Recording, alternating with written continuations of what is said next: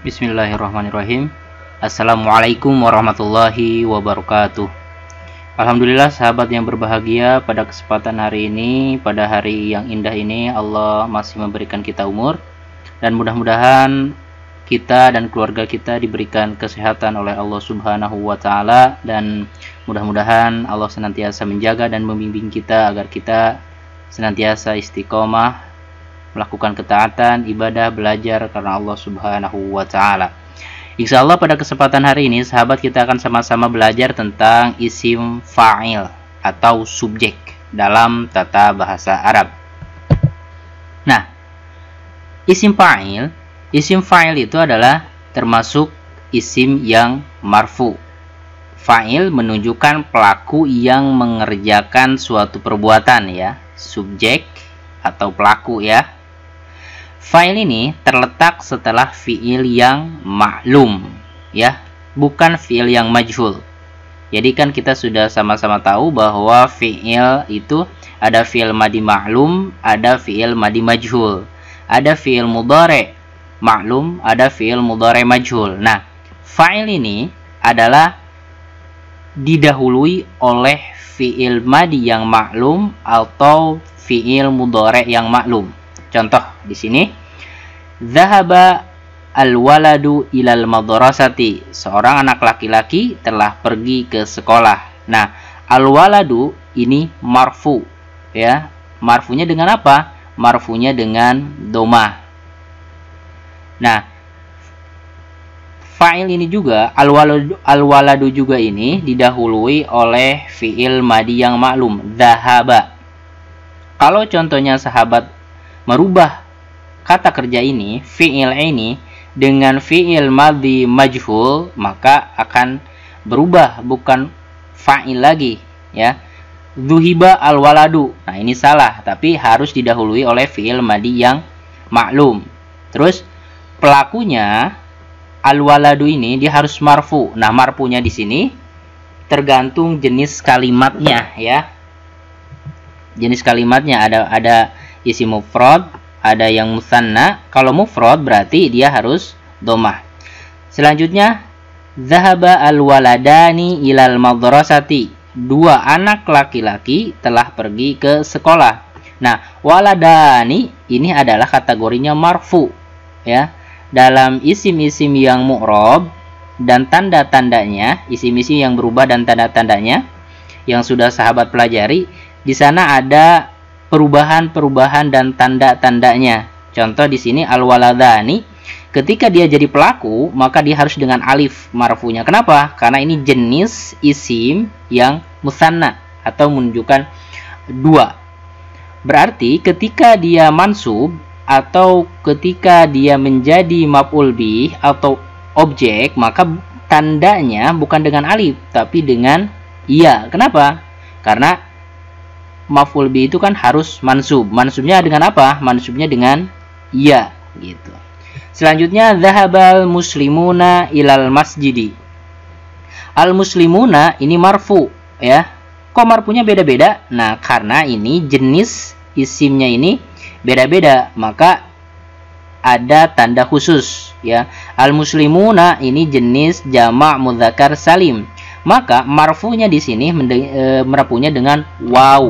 Jadi zahabal muslimuna ilal masjidi, bukan zahabal muslimina, salah, tapi zahabal muslimuna karena marfunya dengan waw. Selanjutnya, akala akhuka ar-ruzza. Saudaramu telah makan nasi.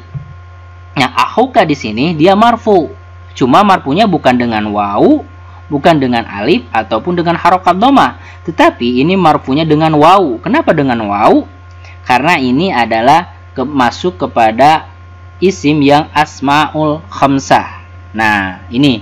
Jadi intinya isim fa'il itu dia harus marfu. Nah, marfunya nanti disesuaikan dengan jenis kata bendanya, jenis isimnya seperti apa, ya.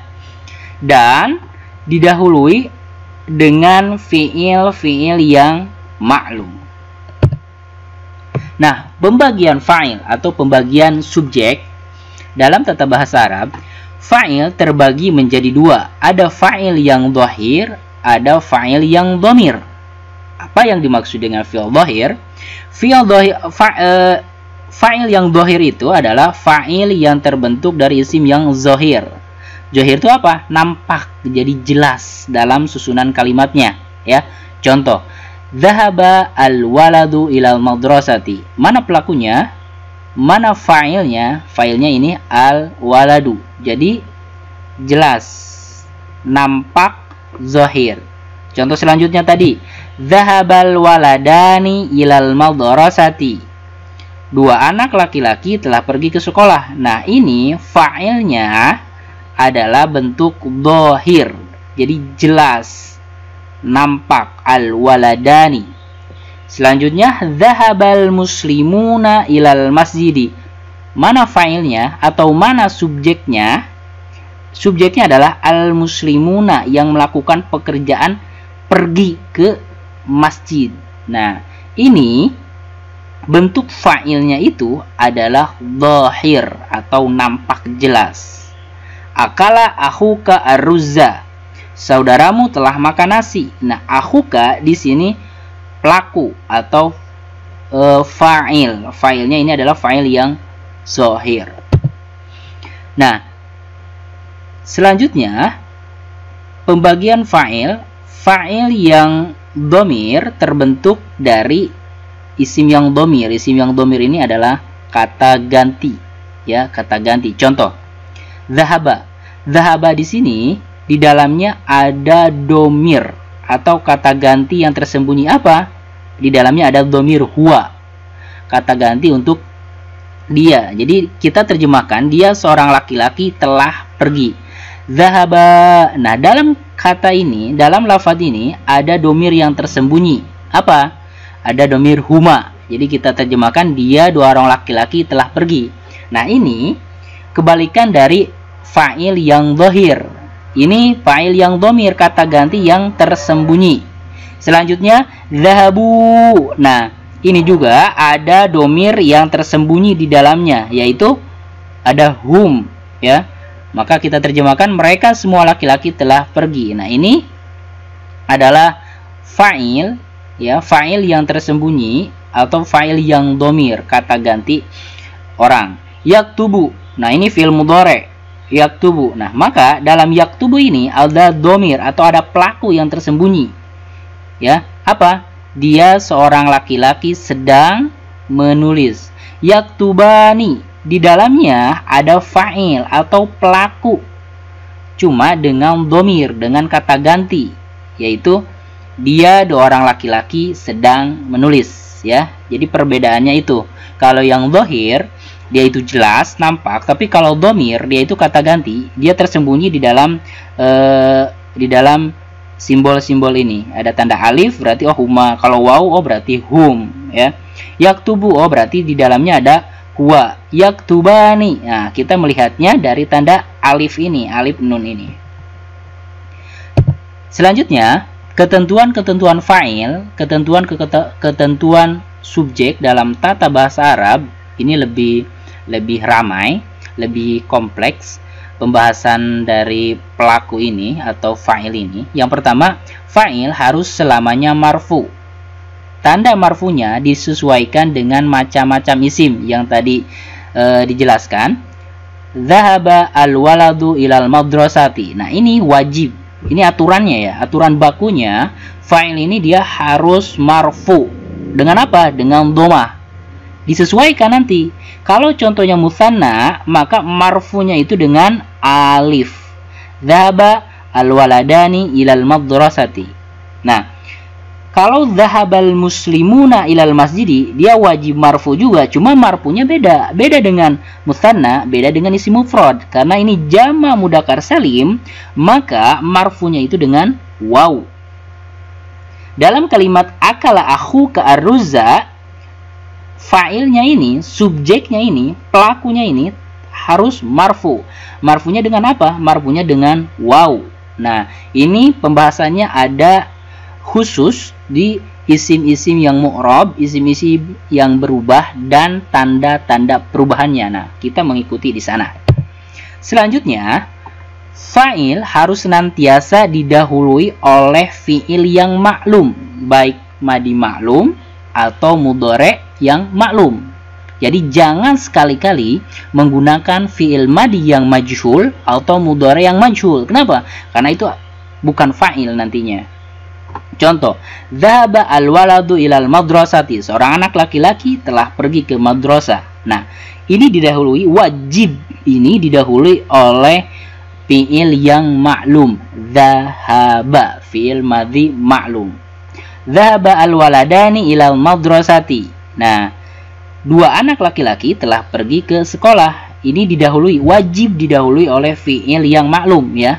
Boleh madhi maklum, boleh mudhari yang maklum. Yaktubu al-waladu ad-darsa. Nah, ini didahului oleh fi'il yang maklum.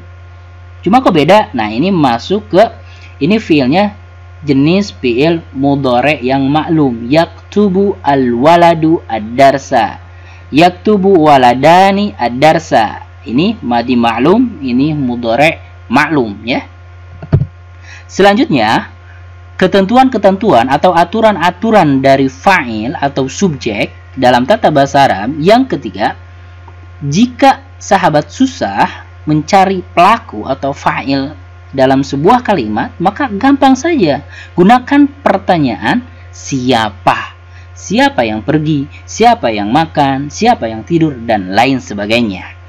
Selanjutnya, fa'il yang mu'annas. Ingat ya, fa'il yang mu'annas, subjek yang jenisnya mu'annas atau perempuan, maka dalam tata bahasa Arab harus wajib diberikan tanda mu'annas dalam fi'ilnya.